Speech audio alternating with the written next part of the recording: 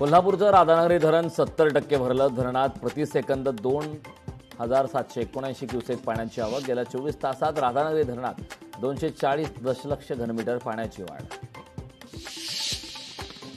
सातारा जिल्ह्यात सुरू असलेल्या पावसामुळे कण्हेर धरणातून 500 क्युसेक विसर्ग. वेण्णा नदीकाठच्या नागरिकांना सतर्कतेचा इशारा. धरणाच्या विद्युतगृहातून 500 क्युसेक वेगाने वेण्णा नदीपात्रात पाणी सोडण्यात आले. सातारा जिल्ह्यातील कोयना धरणाच्या पाणीसाठ्यात सातत्याने वाढ. कोयना धरणातील पाणीसाठा 56.54 टीएमसीवर. विसर्ग अद्याप शून्य. पंढरपुरात अवैध दारू अड्ड्यांवर पोलिसांची कारवाई. आषाढी यात्रेच्या पार्श्वभूमीवर कारवाई. 11,42,000 रुपयांचा मुद्देमाल जप्त.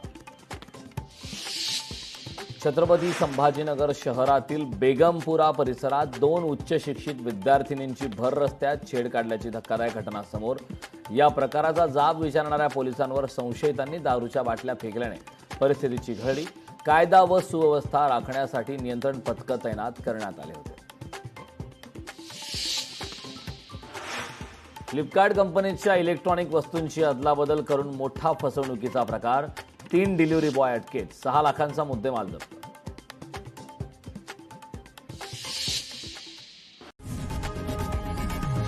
लोकशाही मराठी ऐका, पहा, जागरूक रहा.